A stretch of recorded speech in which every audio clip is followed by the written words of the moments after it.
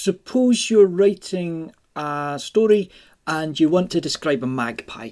Now, you could just describe any old magpie to, give the story a bit of concrete detail, some verisimilitude, maybe even a wee bit of lyricism. But I want to suggest that you probably want that magpie to work as hard for the story as it possibly can, which is to say it'd be great if it also said something about the story's themes. In very simple terms, what I'm getting at is something like, if your story's about love, then how many magpies does your protagonist see? 2 happy magpies sitting side by side on a branch. But if the story's about loneliness, well, then they just see one wee magpie all alone.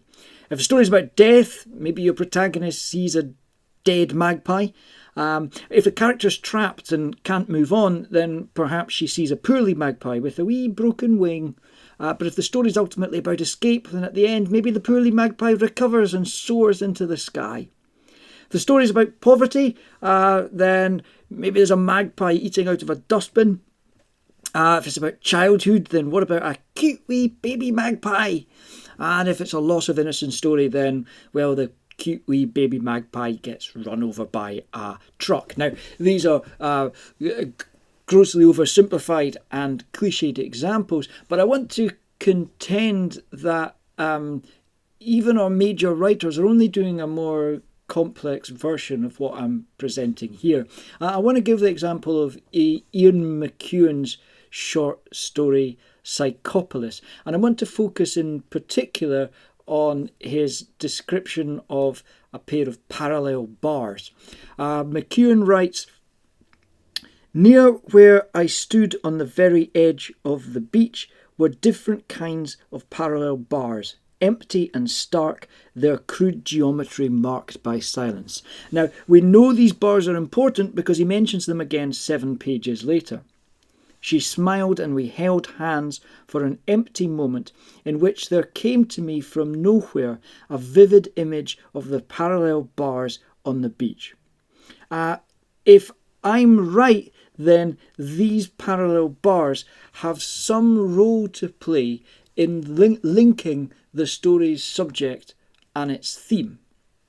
What is the subject of McEwan's story? Well, it's almost hard to say. It concerns an Englishman who's living in Los Angeles who describes various pretty bizarre and seemingly unconnected events. Like there's this friend, Mary, who asks him to chain her up and leave her with only a frying pan to urinate in. Another character wets himself on purpose. There's a guy that pulls a gun during a dinner party, a comedian who may or may not be a comedian. Lots of very strange things going on, and the narrator doesn't have any particular purpose in the story. He practices the flute now and again. Most of the time he just sort of struggles to think what to do with himself. At one point he sits on the lavatory for 2 hours while he tries to figure out what happens next. In fact, the events are so sort of incoherent that in first glance it almost appears not to be an example of the short story form.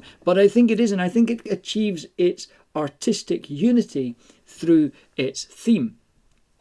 What's the theme of the story? Well, again, it's a difficult question. I'm going to offer you a reading, but it's by no means the only one. But to try and make sense of it, I want to bring up the theories of a French sociologist called Emile Durkheim. You see, once upon a time, Western society was pre-modern. Most people lived in small rural communities among their extended families. They had little freedom to dictate their own lives, which is to say, if you were the child of a peasant farmer, then you'd almost certainly be a peasant farmer yourself. But you did have lots of certainty in terms of meaning and appropriate behaviour. Clear rules were set by the feudal lord and the clergy, who tell you in no uncertain terms the word of God, which you yourself wouldn't be able to read or interpret. But Over several hundred years, all this changed. The age of modernity begins around 1600, and it's a period of history characterised by Enlightenment thought that questioned tradition, secularisation that undermined the role of the church, industrial revolution that led to urbanisation as people were forced from their traditional communities into cities where they had to sell their labour power to a capitalist, and these processes resulted in a lot of individualisation. With that came a great increase in freedom, but also a great deal of isolation and uncertainty. And the French sociologist Emile Durkheim described the modern condition as one of anomie, which can be defined as a condition of hopelessness caused or characterised by the breakdown of rules of conduct and loss of belief and sense of purpose. And I think this is the condition the narrator suffers in Psychopolis. One alternative is to return to tradition. This is what the narrator's friend George does. He's raising his kids as Christians, even though he's totally secular and doesn't believe in God. And he justifies this strange decision by saying, at least for now, they have a coherent set of values. Let's go back to our parallel bars. Now, McEwan could have chosen any piece of play equipment, but he went for parallel bars. What do parallel bars do? Well, they never meet. They exist side by side without ever interacting. So the parallel bars are one way that McEwan develops a metaphor about the distance between people, the sense of isolation.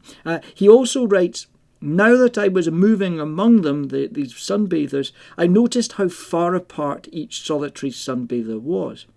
It seemed to take minutes to walk from one to another. People here, Terence said as we left the doggy diner, live so far from each other. Your neighbour is someone 40 minutes car ride away, and when you finally get together, you're out to wreck each other with the frenzy of having been alone. So the distance between people is social and cultural as well as geographical, and separated from others and from tradition, the narrator doesn't know what to do with himself. I wandered from room to room, turning on the lights, leaning in doorways and staring in at objects that already were familiar. I spent 10 minutes cleaning my teeth, knowing that when I finished I would have to choose to do something else. Towards the middle of the afternoon, I dialed the time and set the clock exactly. I sat on the lavatory a long time and decided then not to move until I had decided what to do next. I remained there over 2 hours. And others act in just seemingly crazy ways. Mary asks to be chained up. The narrator's friend ate glass, then jumped under a train. Terence pisses himself on purpose. The comedian may or may not be a comedian. And at the end, Terence plays a bizarre trick with a gun. Now, this last incident happens at a dinner party where the protagonist is saying farewell to his American friends before he returns to the UK. Throughout the story, he's been practicing playing the flute, and at the end, he attempts to perform a Bach sonata for his friends, but he finds he can't play it. As the notes transferred themselves from the page to the ends of my fingers, I thought, am I still playing this? Why did I go on doing what I couldn't do? Music from another time and civilization, its certainty and perfection to me a pretence and a lie, as much as they had once been, or might still be, a truth to others. What should I look for? Something difficult and free. So I think the story is ultimately an existentialist one. It's about resisting the lure of tradition and bad faith, about embracing freedom and creating one's own authentic meaning. So the subject of the story is about a Brit feeling isolated and lost in the strangeness and size of Los Angeles. The theme of the story is that the modern condition is one of anomie. We are lost and alone in a world that lacks meaning. Don't retreat into inauthentic being. Choose the difficult path of being free. And imagery, such as the parallel bars, plays a crucial role in drawing the theme out of the subject. Or to put it back in the simple terms that I started with, if you're writing this story, then the protagonist sees one brave wee magpie stepping out of the nest and soaring off on its own. Thanks for watching. Good luck with your writing.